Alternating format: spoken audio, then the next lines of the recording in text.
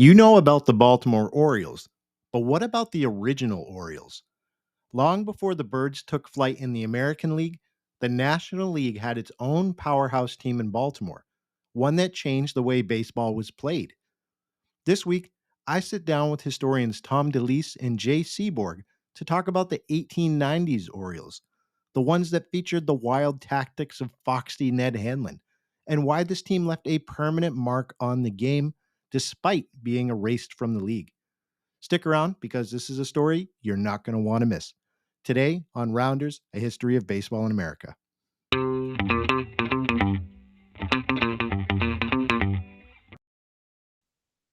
Hello, ladies and gentlemen, and welcome to another episode of Rounders, a history of baseball in America. I'm your host, Jeff Lambert. Today, we're going to be adding another chapter to our long-running series, Baseball Team Autopsies. Today, we're going to be talking about the Baltimore Orioles. Now, you may be asking yourself, Jeff, the Baltimore Orioles are not a team that is no longer around, and you would be correct, but we're not going to be talking about the Baltimore Orioles in their current form. We're going to be talking about the Orioles as part of the National League and what happened with that iteration of the franchise. And to discuss that, I'm excited because this is the first Team Autopsies episode where we are joined by guests to be able to discuss the topic. So joining me today to be able to talk about the National League Baltimore Orioles, I have Jay Seaborg with me and Tom Delise. Guys, thanks for coming on the show. You're welcome. Thank you. Now, before we start, I just want to very quickly tell the story. I think this is interesting how this even came about. Tom, you reached out to me on Substack and had mentioned after listening to a previous episode about, I think it was the Colt 45s, that you had recommended we talk about the Orioles. And I'd like really quickly before we jump into it for you and Jay, what's your background with this club, your interest in this particular area? What made you decide to recommend and want to talk more about this particular club? Well, it obviously starts from our book that we co-authored, Ned Hanlon, the Hall of Fame life of the life of a Hall of Fame manager. And Hanlon was the manager of that 1890s National League Orioles. And just to make a very long story short, I became interested in his story and the Orioles story after reading a great book on the subject by Bert Solomon, Where They Ain't, which was the history of that team. Mm-hmm. And then I began to do some research, and I found out most of that stuff was happening right around the neighborhood where I live. So I became very interested in going out to the various locations and sites of the old stadiums and the homes where John McGraw lived and Wilbert Robinson lived and Ned Hanlon lived. And so that started at that point. At the time, I was still teaching, so I was gathering tons of information, but really hadn't had the time to put it all together yet. And then after I retired, I met with Jay, and Jay can pick up, I guess, the story from there and how we collaborated with the book. Yeah, Tom's classroom was only a couple doors down from mine, so we used to talk baseball all the time. I'd stop in and, we talk about the Orioles, the modern Orioles. And so he contacted me after he had retired. I was in my last year of teaching, so I was still teaching. And he had put together a trivia game, and he asked me if I'd take a look at it. And one of the questions was about Ned Hanlon. And Tom said, I think there's a book in this guy.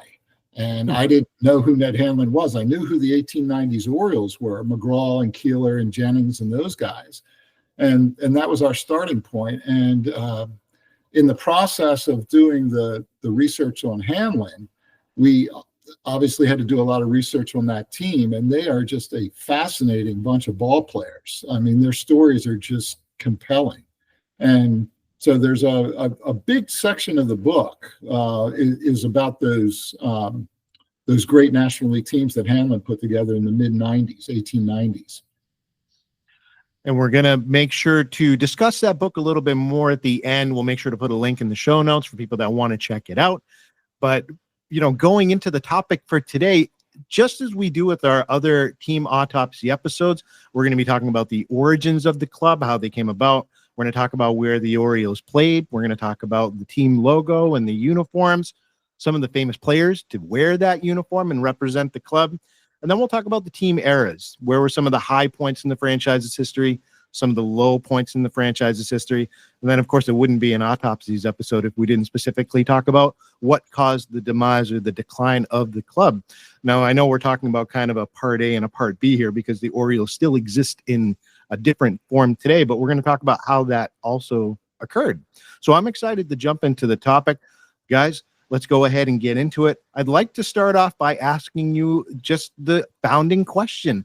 In terms of the origin of this baseball club, what are the roots of that? How did the Baltimore Orioles come to be? Tom, you should take that one. Okay. So the Baltimore Orioles actually start in a different league. There was a league that's recognized by Major League Baseball at the American Association. And it started in 1882. And it had the nickname, and it was a fascinating, really interesting league. A number of really good books out there about it. But it got the nickname the Tyranny League because they did three things that the NAB did not allow. It cut prices, so instead of 50 cents being the cheapest ticket, it was 20 cents. It allowed wholesale use, and they allowed them to play on Sundays where local jurisdictions allowed it. Hey, Whereas the Tom? National League did not allow any of those three things. Tom? Yeah. Would you mind restarting that right after I ask you about the team's Sure. origins? Because there was about a 5-second part where it got really choppy and we weren't able to understand you. Okay. So if you could start from the top with that, just in case, I think it'll help, because especially first question, I want to make sure it comes across clear. Okay. So the first real league that starts is a National League in 1876. Then in 1882, a new league is formed, and it's recognized as a major league by Major League Baseball. It's the American Association.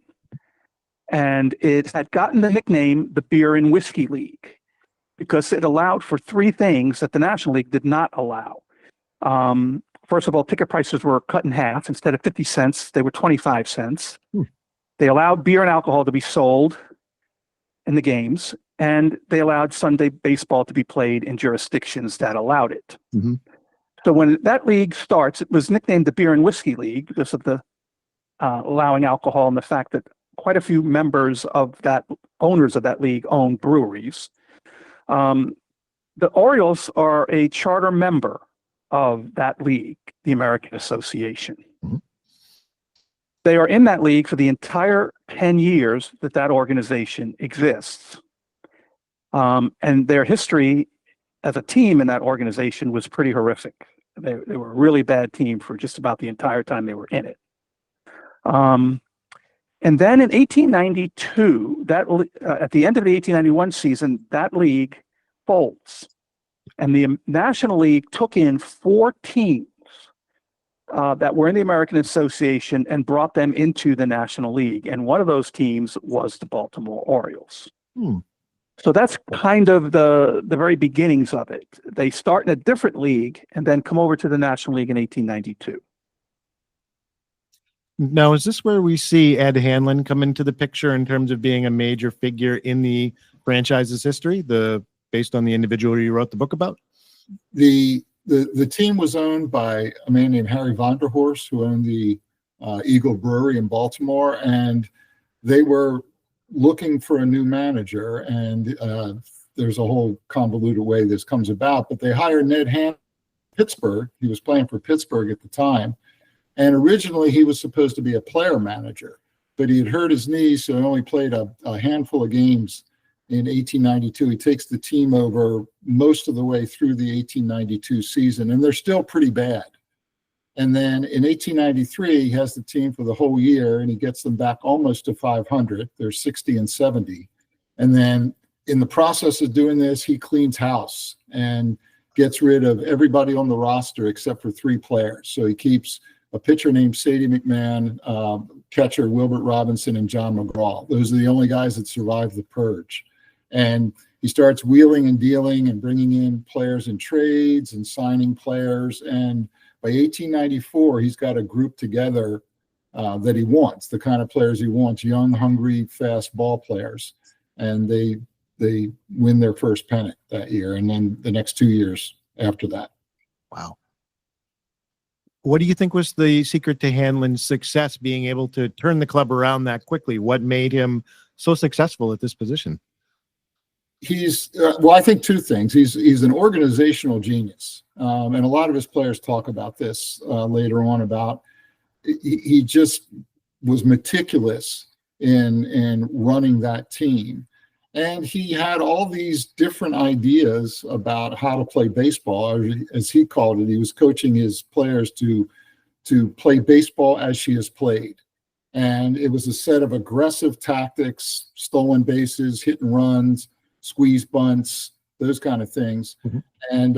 And he coached his players to always do the unexpected. So they were an aggressive, really an uber aggressive bunch of ball players, and they put pressure on the other team. And they played this comprehensive kind of game that they called scientific baseball or inside baseball. Yeah. And it really does sort of become the template for how teams play right up until the lively ball era in 1920. This sort of putting all these techniques together as a way of attacking the other team and producing runs.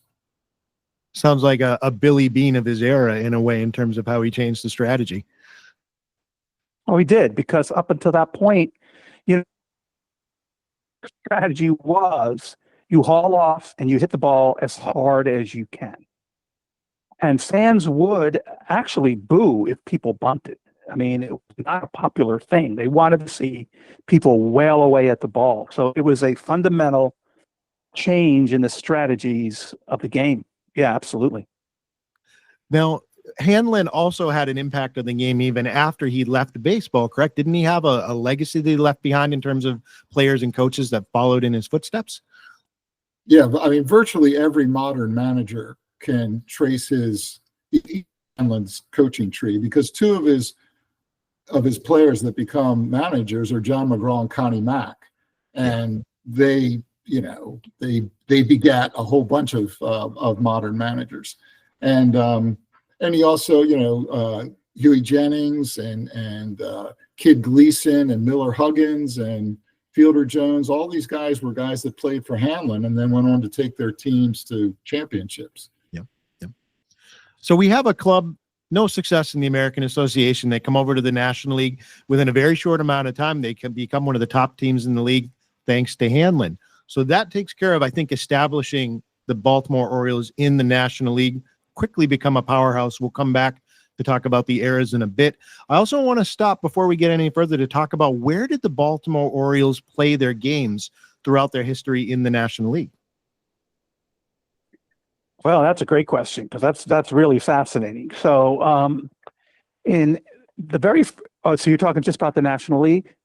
Well, why don't we play their games? Why don't we start with the origins? Because we did, establish that they started off in the American Association. So from their origins, tell us a little bit about some of the places that they called home. Well, the first place, they kind of, historians give them the names Oriole Parks 1 through 5. So there are basically 5 ballparks. They start pretty much in the beginning of the American Association at what was called Oriole Park 1, or at the time, of course, they just called it Oriole Park. Right. And they sometimes also called it the Huntington Avenue grounds. It was at the intersection of Greenmount Avenue and Huntington Avenue, which is today 25th Street in Baltimore.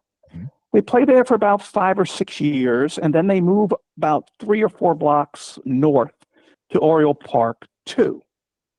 They only played there less than 2 years, and people were complaining it was too far off the trolley lines. So then they move in basically 1891, they moved to the park that is most closely associated with the National League Orioles, and that's Union Park. And that's the famous park where they won all of those pennants and had their dominance. And that was just a couple blocks west of Oriole Park 1. And it was still on Huntington Avenue, so some people called it also the Huntington Avenue grounds. Mm-hmm. But Union Park was the place where they played for the remainder of their existence. When they fold up, they don't fold up, the National League drops them out of the league after the 1899 season. Which we'll go into in a little bit more depth in the future. Great coverage. let's imagine I am a time traveler and I get dropped into one of these iterations of Oriole Park. Talk a little bit about what did the uniforms look like for the Baltimore Orioles during this time, the logos that they used. What would I expect to see visually from watching this club? Well, I think one of the first things you notice is there's no names on the back of the uniforms like modern uniforms. And the Orioles had a couple different designs, but they're all sort of similar. They often had a big B. Sometimes it was a block letter B. Sometimes it was an old English B on their chest. They had different designs or different color designs, although it was usually the normal white and gray, but they did have a black uniform that they wore, black uniform with orange letters, orange belt, orange stripes on the socks that Hanlon designed. And that seems to be the first time that the Orioles used the black and orange color scheme that they still have. Wow. And they had the uniforms that most teams had in the late 19th century with the collars and the so it looked a little bit different. But I think if you dropped, especially if you were dropped into the 1890s version of the Orioles, it would look like modern baseball, including the uniforms. I mean, slightly different that they don't have the names on and the numbers. But other than that, it would look like a modern game of baseball. And they played with the high socks too. The stirrups and they had their uniforms looked a lot like most of the other uniforms from the late 19th century. So they had the sort of the squarish hats rather than the rounded hats that they have now, and again the collars on the shirts, things like that. Talk to me. There was one interesting thing too. I just wanted to mention this, but for part of 1 year, I forget the year, it might have been 1884. When they were in the American Association, Spalding was making the uniforms. Albert Spalding, who had been a player himself. Yeah. And for part of 1 year, they had every single team in the major leagues. Yeah. You had a different uniform based on what position you played. I can't imagine how confusing that must have been to watch. Oh, yeah. Yeah. So all the second basemen in the league wore a certain thing. You know what I mean? And for a different shirt. And different belt or whatever. And so that was the thing. It was so confusing. It was originally designed to help people figure out who was who by seeing them with the outfit that they had on. But the players hated it. They felt it made them look like clowns. And so it ended up only lasting. I think they ditched it halfway through the season. But that would have been a really interesting thing to have. Yeah, probably a good call on their part not to continue with that, especially for the modern. Yeah. Great rundown on the uniforms. Let's talk a little bit about some of the most famous players to wear the uniform. Who are some of these guys that stood out during the time period as being significant names in the National League and the American Association to put on the Orioles uniform? Well, I'll go ahead, Jay. You can go. We'll just alternate. Okay. And what I was going to say is in 1894, when Hanlon first puts this team together, the answer would have been almost nobody. The only big name on that team was he brought in Dan Bruthers to play first base. And he was, of course, a big star. But virtually all the rest of those guys are unknowns. So the one guy that was one of the guys that was left over was Wilbert Robinson, who goes on to later be a manager at Brooklyn and take his team to the World Series. He was the steady force on that team. Robbie, he was the guy. Everybody liked him. He was a solid player. He was a really good player, and he was kind of the calming waters to McGraw's fire, which I'm sure Tom will like because he likes McGraw. But Robbie's the steady force on that team, and he's the guy that brings the whole team together, and kind of makes sure they're on the same page. And so he was always talking calmer to the umpires than McGraw was, but he was not above doing things like dropping pebbles in the batter's shoes when they're at bat so they couldn't run as fast and things like that. And the Orioles were famous for those kind of tactics. Yeah, and Robinson was the oldest player on the team pretty much until Dan Bruthers comes along that Jay mentioned. Because when, Jay also mentioned how Hanlon cleaned house after he had gotten there and only kept street players. So Robinson was a little bit more of the father figure in the group, and especially because he was the captain of the team. And Hanlon, because he wore street clothes, was not allowed out onto the field. And so usually the captains would call plays. The captains would be the one that would change pitchers, sometimes with signals from Hanlon. But and because he was a little bit older, he was the stabilizing force that Jay mentioned. And for me, I'll pick, because they had a bunch of Hall of Famers on that team, and I'll go with McGraw, because McGraw is, one of the absolutely most interesting figures in baseball history. He is just kind of a mystery wrapped in an enigma. Is that the expression or whatever? He had so many sides to him, but he was really just considered one of the dirtiest players in baseball. Opposing teams, opposing fans absolutely hated him, but he was incredible. He had a career plagued by injuries. Otherwise, he would have been elected to the Hall of Fame as a player, because he was incredible. He's still third all time on base percentage, but he was kind of the fire of that team. And the team in many ways kind of adopted his fiery personality. But this was an era where you had some really, I think Bill James, I think at one point had said something like the 1880s was a very violent era and the 1890s was criminal. So you had the Cleveland Spiders were notorious. The Cleveland Spiders were worse than the Orioles. McGraw was just a fiery guy, and he was the leadoff hitter for the Orioles. He was able to perfect fouling off baseballs. He could foul off 20, 30 pitches. And at this time, foul balls didn't count as strikes. So he could foul off 10 straight pitches and the count. So he drew tons of walks, and behind him hit Willie Keeler. So there's mine. And Jay, you want to mention another one? Yeah, one of my favorite players, and a guy I had never heard of until we were doing the research, was their center fielder, Steve Brody.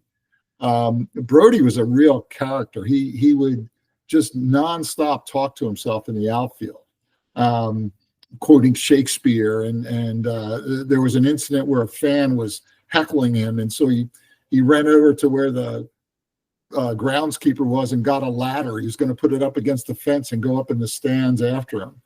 And there's a story that early on, when Keeler first comes over to the Orioles, he was a third baseman. He was a left-handed third baseman. And Hanlon said, no, you're going to play right field. And so he puts him out in right field, and they're playing a game, and Keeler keeps running away from the fly balls, and Brody comes over and catches him. And they come into the bench, and Keeler throws down his glove. He goes, I'm not playing right field anymore.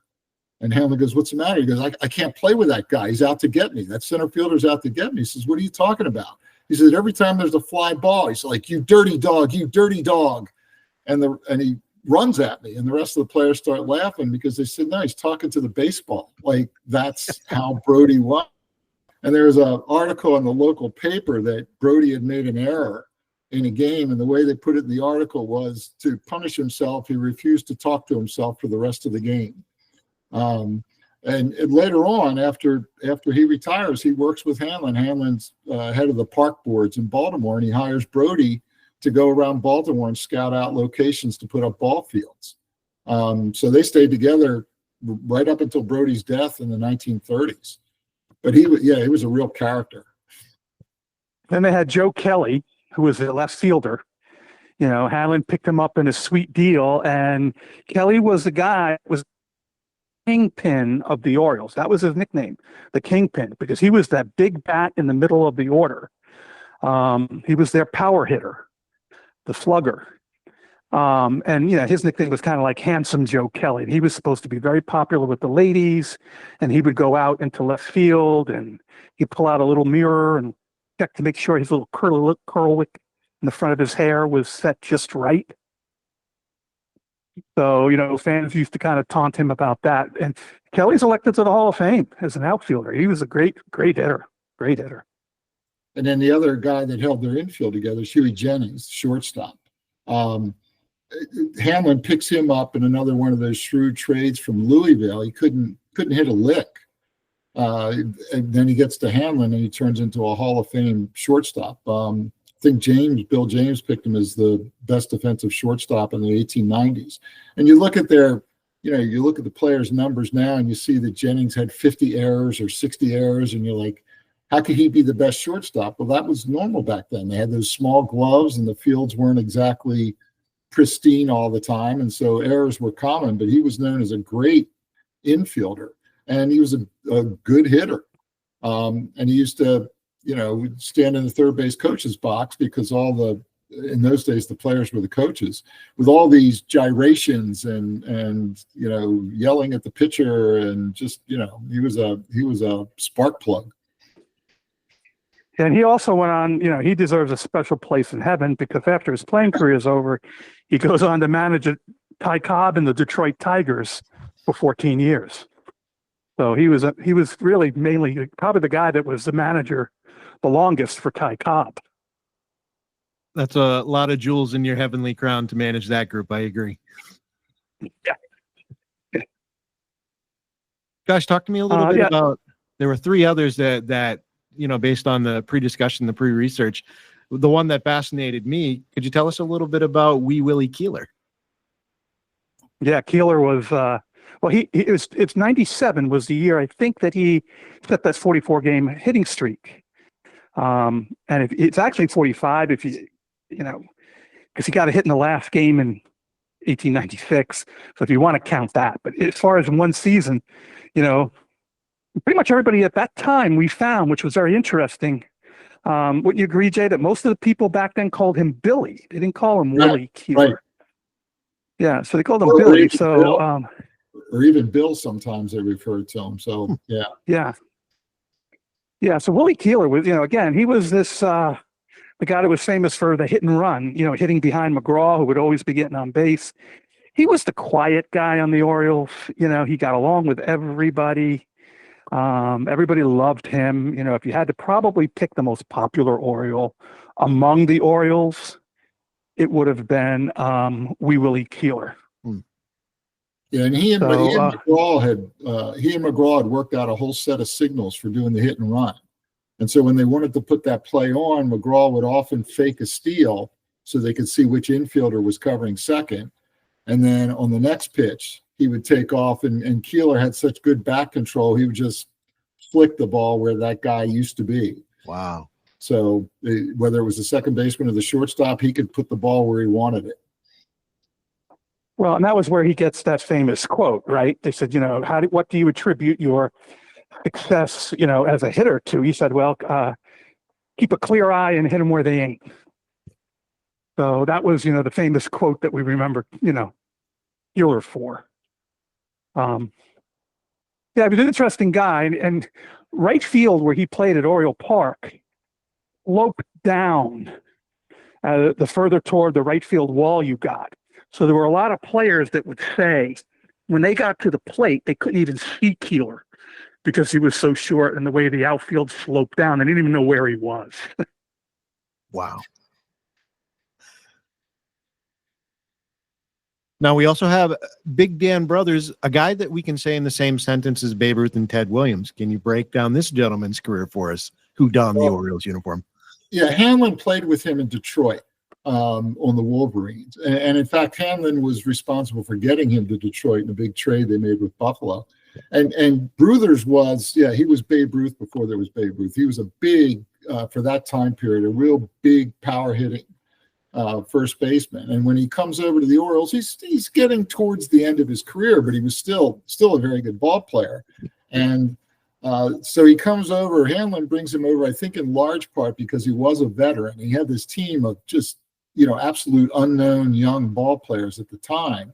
And so Bruthers, along with Wilbert Robinson, is going to be kind of a steadying influence. And the Orioles, the new young Orioles, were talking about how Bruthers would begin every sentence with, when Ned and I were in Detroit, and then he would launch into some story. But even Bruthers, who had played with him, was amazed at how they were approaching the game, because Bruthers was a big power hitter. And he said, when we were in Detroit, as Tom was saying, our strategy was if the first guy got on base, the subsequent hitters just tried to hit the balls as far as they could. And here the Orioles are stealing bases and, doing the hit and run and taking 2 bases on a base hit and that kind of thing. But he had a really good year for that 1894 team, and he did go on to play a few years after that. But he was a legit power hitter at a time when that was not usual. Right, and he still tied, even though he was a power hitter, he still tied for 12th with the all-time highest batting average in Major League Baseball, and is a Hall of Famer. And there's one great story about Bruthers that connects with the modern Orioles, and that is he hit a ball over the right center field wall at Union Park that was hit so far that Oriole management put up a big sign on the spot where it went out that said, "Here." In other words, here's where that ball went out. Years later, when Frank Robinson played for the Orioles, he became the only player to ever hit a ball in their territory completely out of Memorial Stadium. And in honor of that, the current Orioles, with a tip of the cap to Bruthers, put a huge sign over the left field wall that said, a flag that flew, it said, "Here." So it was their way of kind of tipping their cap to Bruthers many years later. Yeah. And then for a last player I want to mention here, a name that I had always associated with the Chicago White Sox, never realized he played on the National League version of the Baltimore Orioles, William "Kid" Gleason. Can you talk a little bit about his time on the Orioles? Well, Gleason started out as a pitcher for the Orioles, and he was a good one, and then he hurt his arm, and Hanlon used him as a second baseman because he was a good hitter. Yeah. And, he was like most of other Hanlon's players, he was a scrappy ball player. But I think he tried to come back after he had hurt his arm, and it just didn't work. But because he could hit, and they happened to need a second baseman, and so Hanlon pops him into the lineup at second base, and he stays there. Well, and he was he was a guy that was just out of the McGraw page. I mean, he was a rough and tumble, really tough guy, and he was kind of really upset when Hanlon traded him at the end of the 95 season. He traded him to the New York Giants for, Hanlon felt he didn't have a strong enough offensive-minded first baseman, so he traded him for Dirty Jack Doyle, and Gleason went to the Giants. But then, Gleason became the manager of the Chicago White Sox, the Black Sox. So he unfortunately is linked to that throwing of the World Series in 1919, although there's absolutely no evidence that he had anything to do with that, and certainly didn't have anything to do with it. But that poor guy, I mean, he remained friendly with Hanlon. We found an article in the paper how, Gleason was originally from Philly, would, come down toward Baltimore and go to the racetrack with Hanlon and Joe Kelly. The Orioles of that era were a really tight-knit group of guys that had a strong bond. And if you ever read anything that McGraw wrote about it, he said, that they were the best team. It was the best time of his life. That when they would do something, they would do something together. Nobody just went to the theater. They all went to the theater, So they had reunions all the time. And I mean, look, they had their problems for sure. They had some knockdown, drag out fights, but they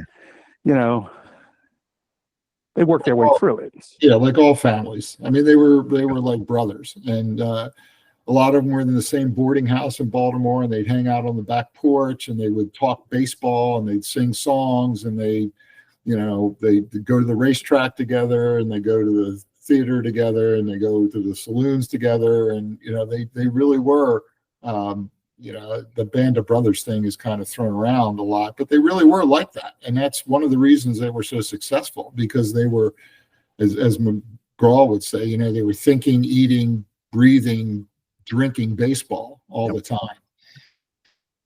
Yeah, in Baltimore, McGraw and Robinson bought houses right next to each other, row homes right next to each other. And 2 blocks away, Joe Kelly lived, and 2 blocks in the other direction, Steve Brody lived. So they all lived near one another. There's the touching story about when, Hanlon was very devout Catholic. That team was primarily Irish. Wilbert Robinson, however, was a Protestant. And there's the same story when they thought Robinson was going to die. They thought he was dying. And so the priest had come over his house, doctor come over his house, and they sent word to Ned Hanlon, come quick, Robbie's dying. So Hanlon rushes over to Robinson's house. And right when he walks into the room, Robinson said, Ned, I'm so glad you're here. You were the guy that taught me baseball, and now you're the guy that's going to make me a Catholic. I want you to be my godfather. And the priest stepped up and he converted to Catholicism right there on the spot. And Hanlon held his hand, tears filling his eyes. And then Joe Kelly came running over from a couple of blocks. And so it just gives you kind of an insight into, how close all these guys were, most of them for most of their lives. They really were a band of brothers.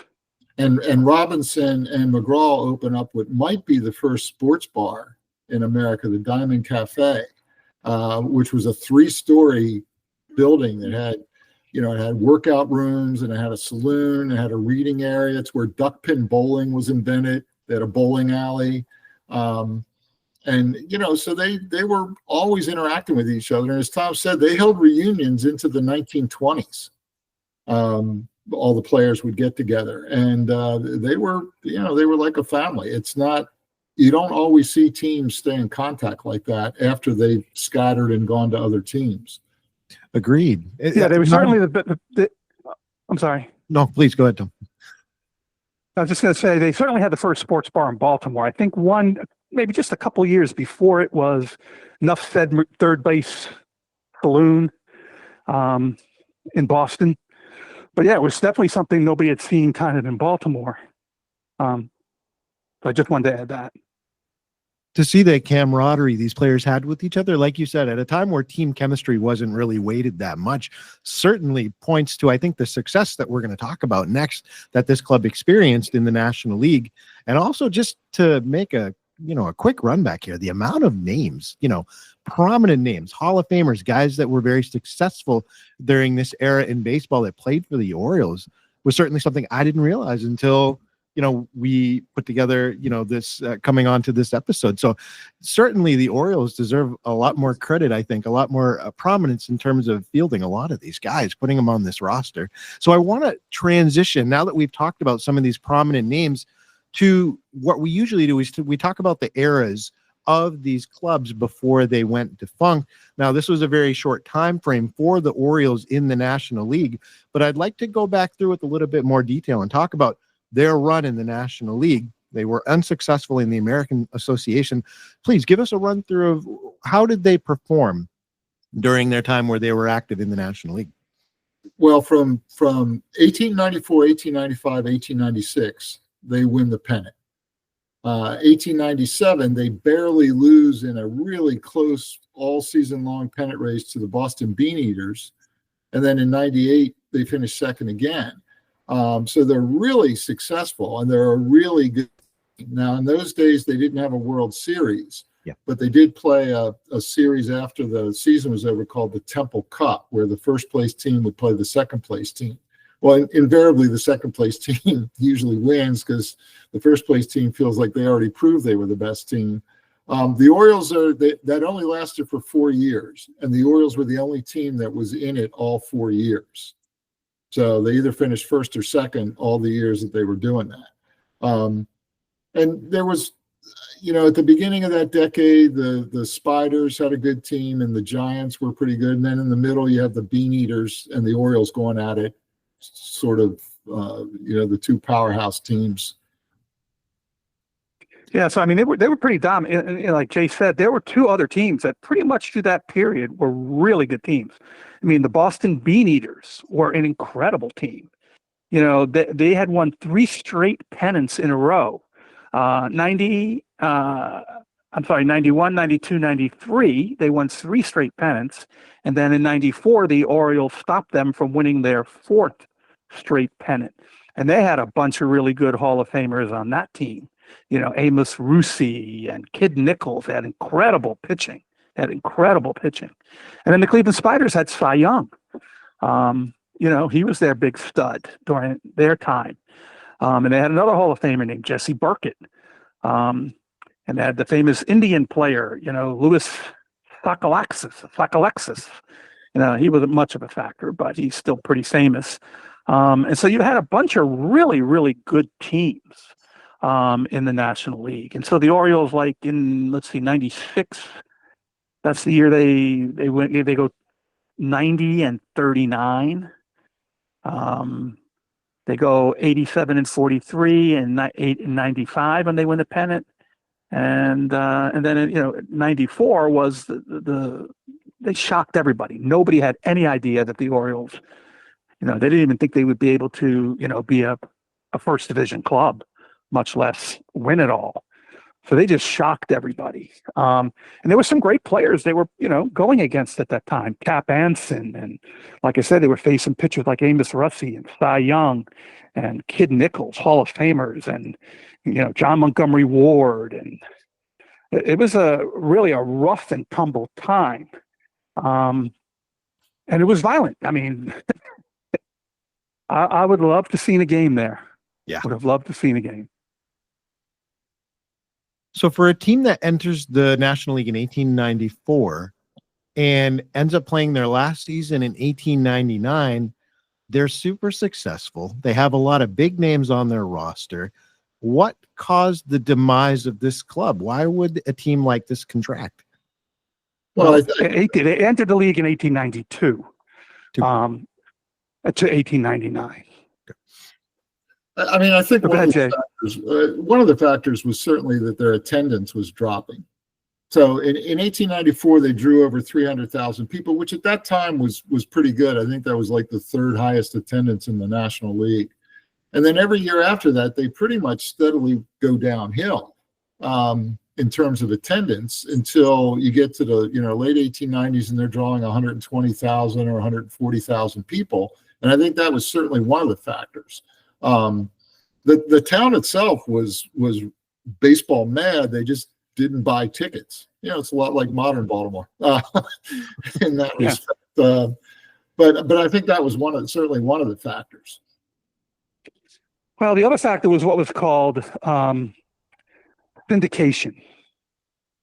So there was this thing that happened. I mean, in the 1880s, 1890s, it was not uncommon for a man to have ownership in more than one team.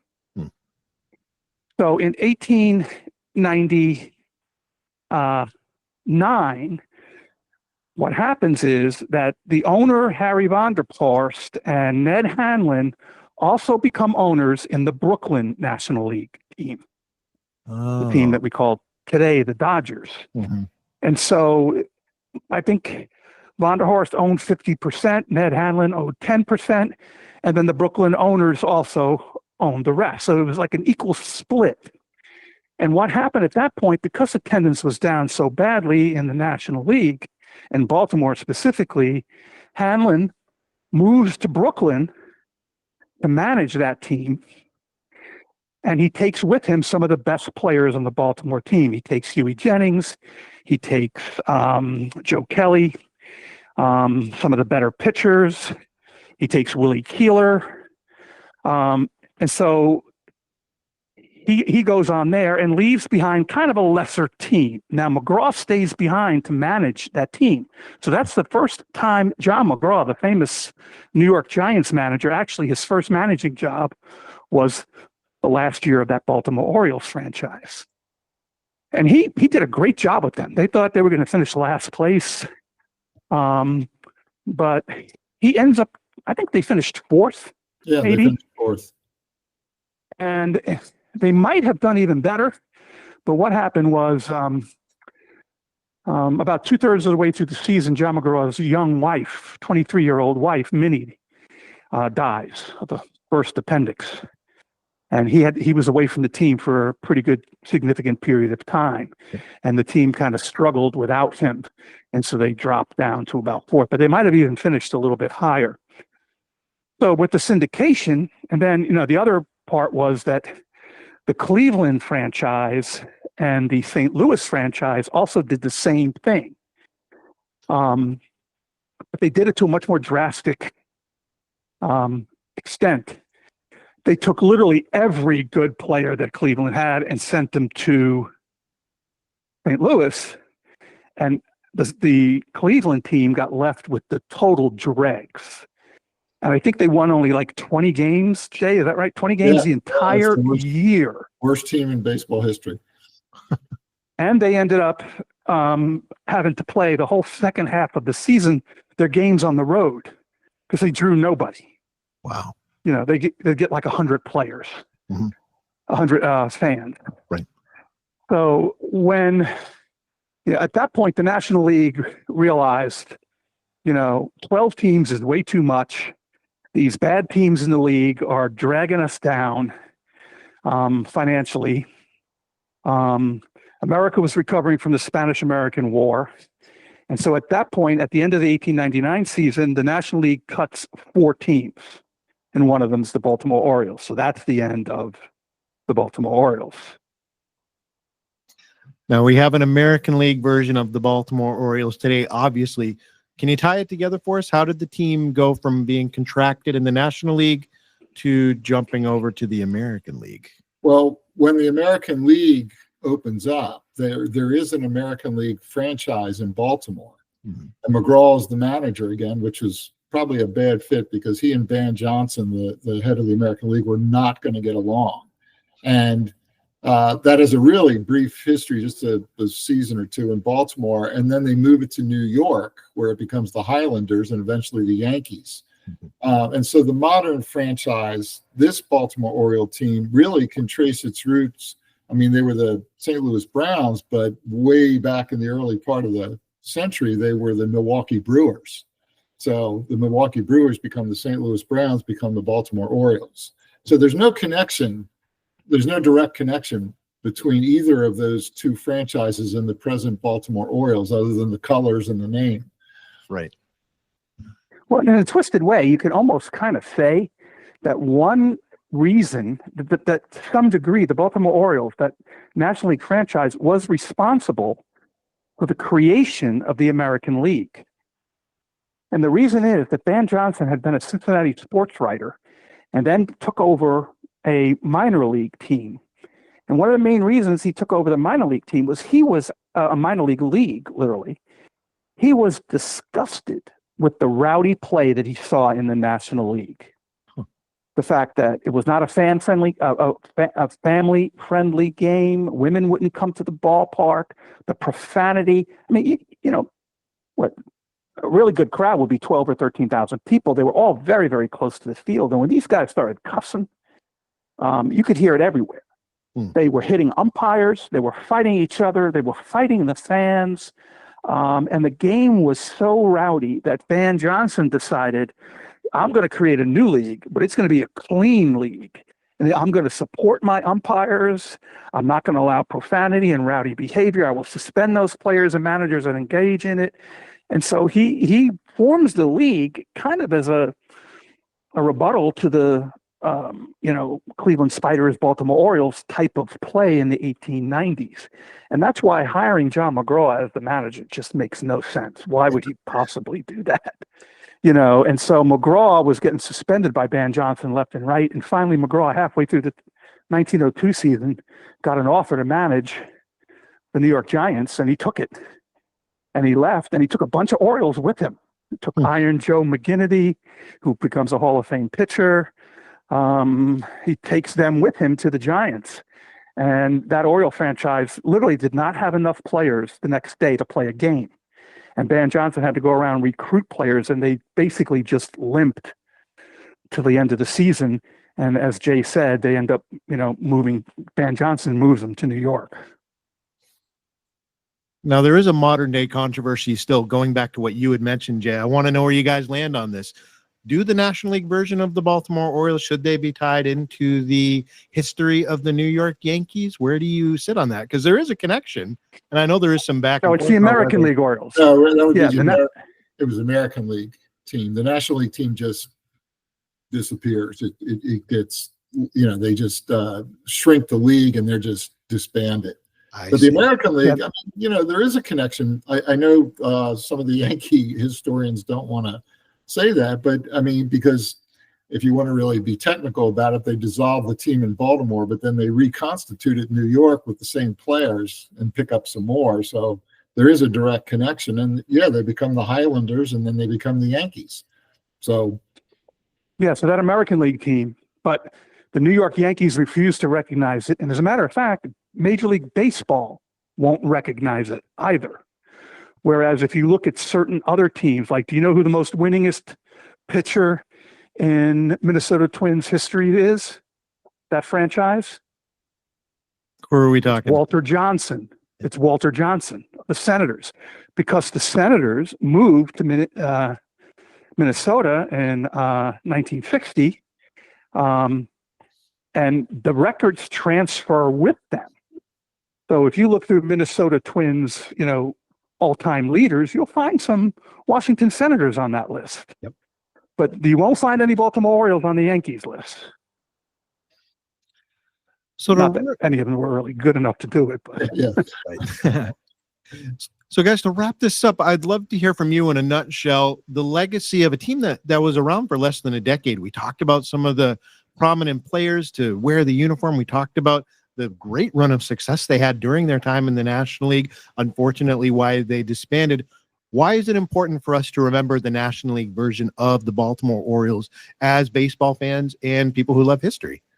I think that Hanlon's approach to baseball, which his team played, ushers in. It really is the transitional period from this kind of rough and tumble game of the 1890s into what we would think of as modern baseball. And because the Orioles were successful, other teams copied some of their tactics. And because so many of Hanlon's ex-players become managers, they take those tactics and they kind of embed them into what becomes, what the sportscasters used to call their plan by the book. Yeah. Well, that book was written largely by Hanlon in the sense of these are the kind of things you do to be successful. I mean, he really organizes modern spring training as we know it. He was one of the first. He wasn't the first coach to take his team on a spring training, but he seems to have been the first manager to really break spring training down into we're going to teach very specific skill sets to make you successful. And so he ran his players through stations like they do in modern spring training. They did 2-a-day practices, things like that. And to get a sense of how revolutionary the Orioles were in the 1890s, all you have to do is read some of the contemporary sports writers. And they always talk about them, and that term comes up all the time, revolutionary. They played a brand of baseball nobody had ever seen before. And because they were successful, people said, well, you know what, maybe there's something to that. well, and in Hanlon's obituary in Sporting Life in 1937, and in a lot of other papers too, he was called the father of modern baseball. That's kind of the nickname that he had been given. And I'll take a different, Jay's right on with all that other stuff about the coaching tree and the effect on, I think you mentioned it earlier, Jeffrey, 1989 was the Oakland A's Billy Ball, right? That was a lot, as close probably as you're going to get to the way the Orioles used to play in the 1890s, that Billy Ball. The stolen base was huge back then. And Billy had him stealing left and right. But I'll tell you the one thing about it to me is, man, Jay and I have talked about this over and over again. The filmmaker that decides that he wants to make a movie of the 1890s Orioles, it will be the greatest baseball movie ever made. These guys were incredible cast of characters. And it's just a fun read. To read about these guys, it is just fun. They are larger than life characters. And, one of the things that we hope is that You know, a lot of people don't know who Ned Hanlon is today. So that was kind of one of the reasons of writing the book, but also to, bring to light again people like Joe Kelly. How many people know, if you see his plaque up in Cooperstown, how many people know who Joe Kelly was? Or Right. even Huey Jennings, Dan Bruthers. These are great players. They were outsized personalities. Many of them go on to, after their playing careers are over, they go on to become managers, very successful managers that win tons of pennants and World Series titles. A guy that only plays for the Orioles 2 years, but goes on to have a great career. Dirty Jack Doyle goes on to have a great career as a scout. And he signs Hall of Famers Gabby Hardnett, Billy Herman, Hack Wilson, a whole bunch of other really, really good baseball players. So these were really interesting guys. And it's just a fun story. And if you want to read about characters, read about that Orioles team, man. As opposed to a team like the Cleveland Spiders, who, they were just, I just finished a book on them. I just finished reading today a book called Patsy Tebow, Rowdy Patsy Tebow and the Cleveland Spiders. And the thing that struck me when I finished that book was the Cleveland Spiders were rowdier than the Orioles, but their personalities were despicable. And after they leave the game, they really have very little influence, So the Orioles were just, they were great. And to learn more about not only the Orioles, but about Ned Hanlon, like you said, a figure that should be much more well known to baseball fans. You both co-authored a book called The Baseball Life of a Hall of Fame Manager, Foxy Ned Hanlon, The Baseball Life of a Hall of Fame Manager. Can you talk to us a little bit about how can people find this book? What can they expect to learn a little bit more about Ned Hanlon in this work? I'd love to push this to help people delve even more deeply into this topic. Well, it's available on Amazon, so you can get it online on Amazon. And we covered Hanlon's entire life from, growing up in a textile town, like a lot of Irish immigrants, right through his baseball life. He was a good player. I mean, a great defensive outfielder, great base stealer. And he obviously became a great manager. And then after the game's over, after he's out of the game, I should say, he becomes head of the park boards in Baltimore. He builds baseball diamonds all over the city and used to go around with Steve Brody. And sometimes they'd see kids playing and Hanlon would shuck his coat off and roll his sleeves up and go out and coach them. And what you'll also get in the book is not just information about Hanlon, but 19th century baseball, which is, baseball wants to almost pretend like that really wasn't baseball in the 19th century. And by the time you get to the 1890s, it's modern baseball in every sense of the word. And you get to see the evolution of it from when the pitchers were throwing underhand and the batters could call for high balls and low balls to Hanlon taking modern baseball and changing it, making it revolutionary. So you'll learn all of that and how America was in the 19th century, how it was changing along with, baseball's changing just like society is.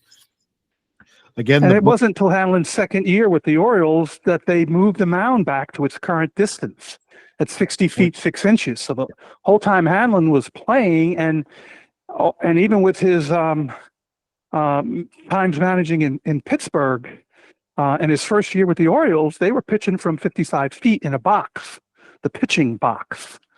So the rule changes are fascinating. And Hanlon is just this, he was a very inspirational guy. The thing we found over and over again is that, the players loved him. They absolutely loved him. And all the sports writers wrote about the affection they felt toward Hanlon. Mm-hmm. They had their squabbles, salary holdouts, stuff like that. But, Hanlon also went on a world tour. In 1888, Albert Spalding takes his Chicago White Stockings and then he puts together an all-star team to play against them. And they travel the world. They're gone for like 6 months. They go to Australia, New Zealand, Ceylon, Egypt. There's a famous picture of them all sitting on top of the Sphinx. They play a game right in front of the pyramids. They go to Italy, France, and Hanlon's on that team.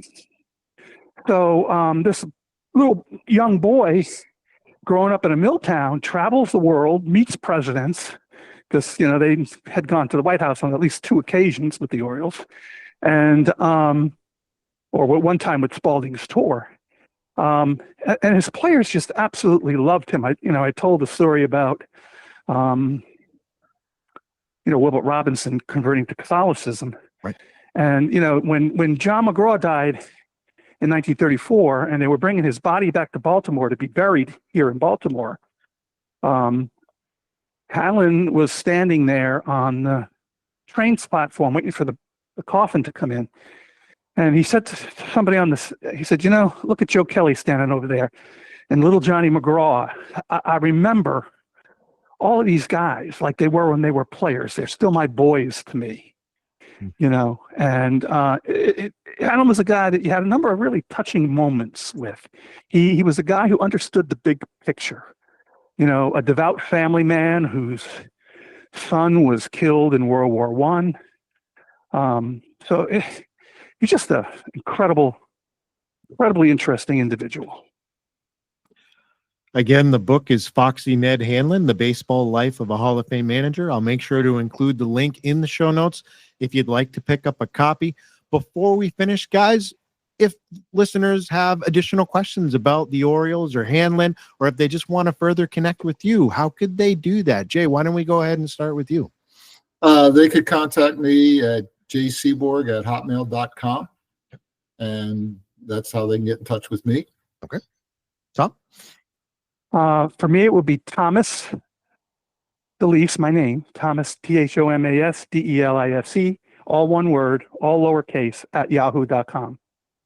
Great. And I'll make sure to include that in the show notes too. Guys, I can't thank you enough for coming on to talk about the National League iteration of the Baltimore Orioles. Fascinating conversation. Great to spend time with you. Thanks for having us. Thanks, Jeffrey.